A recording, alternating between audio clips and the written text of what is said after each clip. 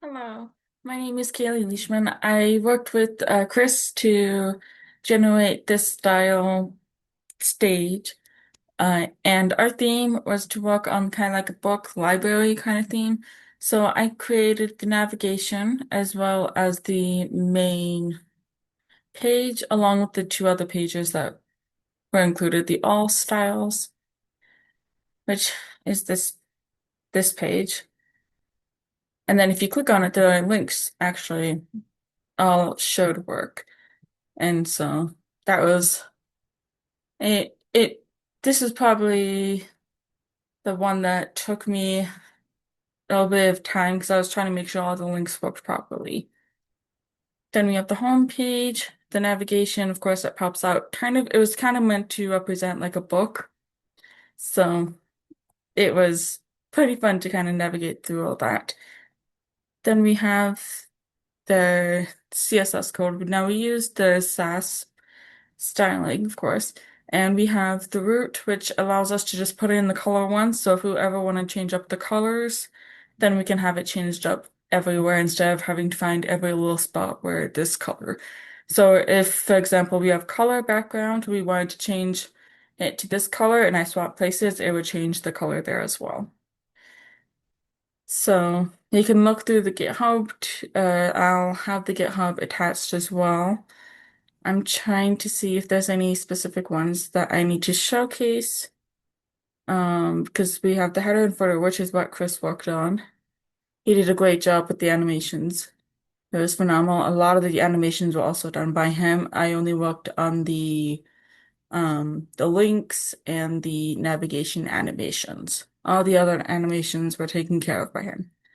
We have the global styles. We made sure to add comments. I did their um so the about section, this is the code, and the parent child, that's not what it's called. The I forget what it's called. There's a name for it where if it's connected to this, then all the other ones connected will work. If it has I, this parent and then it has other things connected, it will make sure to only list those specific types. And then navigation. So this is actually on the main page where it says about this section. So it's what allows for these. It generated this, the headers, things like that. And so we follow a color scheme very strongly. We also have the resources page. And I didn't have the red color just because I figured I would change it up instead. And then I added the book emojis as well. And the only thing in the HTML that I changed were links. And so I also added my name and Chris's name. If I added the LinkedIn and then the made sure all the links were working properly because before it was expecting to find it in the code, I made sure it was connected to something that was outside the code so it would work smooth, a little bit more smoothly.